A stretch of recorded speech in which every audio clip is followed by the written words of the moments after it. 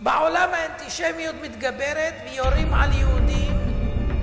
הכל הולך לקראת פיצוץ. ברגע שיהיה גוג ומגוג יהיה דין קשה מאוד. 2/3 מהעולם ימותו. 4.5 מיליארד.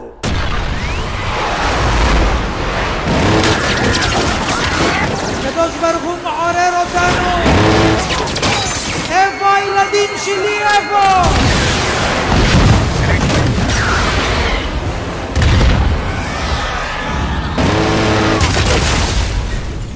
והנה עתה בתקופתנו שעה מתוחה בעולם וסכנת מלחמה מרחפת באוויר. והמשכיל והמבין יודע שזה לא תלוי כלל ברצונותיהם של כל הנוגעים בדבר.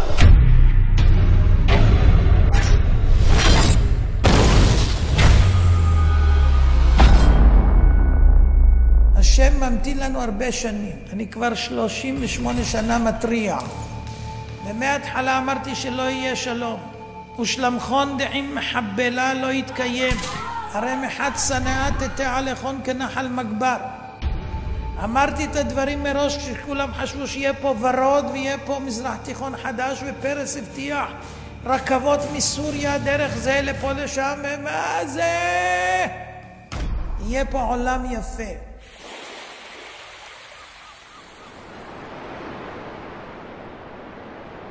ואמרתי שיפול פה פצצת אטום, והיום כל האיומים שלנו זה באטום, ושיחסלו את מדינת ישראל והשמדת העם היהודי. Hamas exists to destroy Israel. Their mission is to kill Israelis, to kill Jews. لن نعترف بإسرائيل. ما أكبر إسرائيل. איראן מחויבת להשמדתה המלאה של ישראל. פשוט וברור. على امتداد فلسطين المحتلة. חייבים להתעורר שלא יהיה מאוחר. الإسلامية في لبنان. Sıkları kanda boğulacaklar. Hesap gününün gelmesini כל יום מכריזים עלינו את כל מה שאמרנו מזמן. רק השם ממתין. יש לו סבלנות.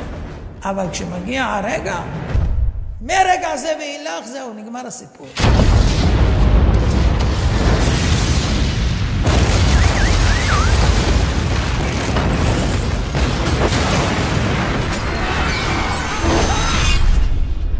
שני דברים אמרו לנו חכמים. הרוצה לנצל ממלחמת גוג ומגוג יעסוק. מה זה יעסוק? זה יהיה העסק שלו בלבד. תורה וגמילות חסדים. למעט ההשתדלויות ההכרחיות כדי להתקיים. כל המתחסד מתחסדים איתו מן השמיים מידה כנגד מידה. אתה דאגת לבנים שלי, לבנות שלי, עזרת להם להתקרב אליי. אתה עשית חסדים להציל אותם ממוות, שלא ירדו לשאול תחתית, אני אציל אותך. כתוב ש90% מהעם השם ירחם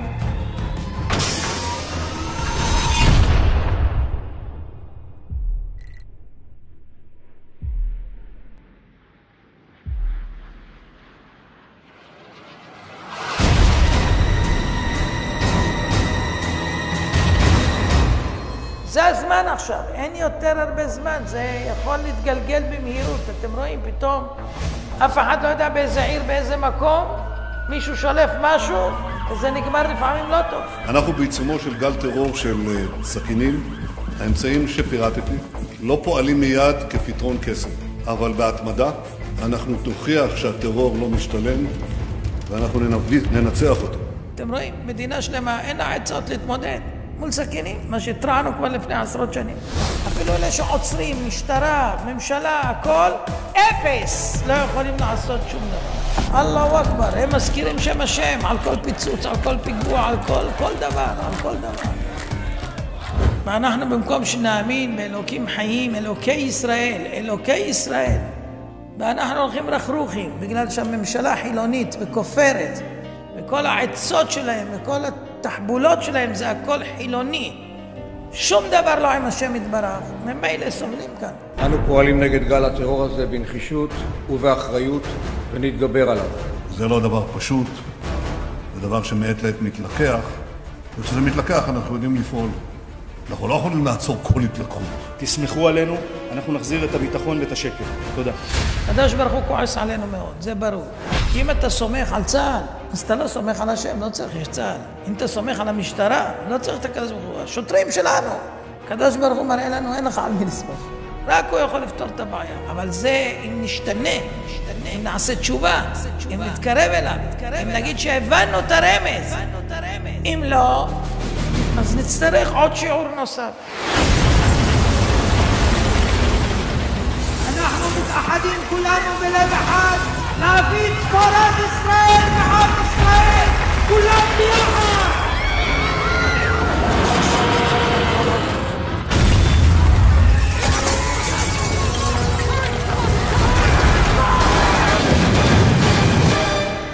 דאעש מודיעים בעברית, מה התוכנית בקרוב? המלחמה האמיתית עד לא התחילה, ונבטיח לכם שבקרוב לא יישאר אפילו יהודי אחד בירושלים בכל רחבי הארץ, כדי לשחוט אתכם ולזרוק אתכם לזבל בלי חזרה.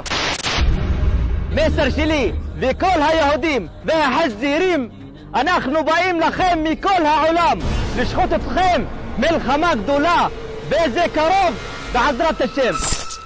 אז אם כן, גם כשיהיה עקבתא דמשיחא ויהיה בלגן ויהיה בלבול ויהיה פחד ויהיה הכל וכולם יחפשו את השם, כאילו איפה השם? תעשה את רצון הבורא. הם מוכנים להפסיד הכל ברגע.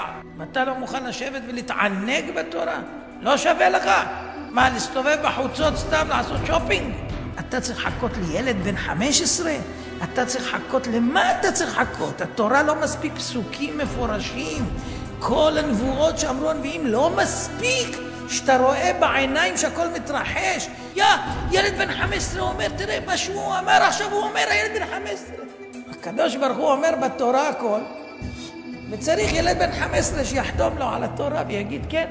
אם תאמין לילד בן 15 ולא תאמין למה שאמר השם בתורה, אתה לא מאמין בשום דבר.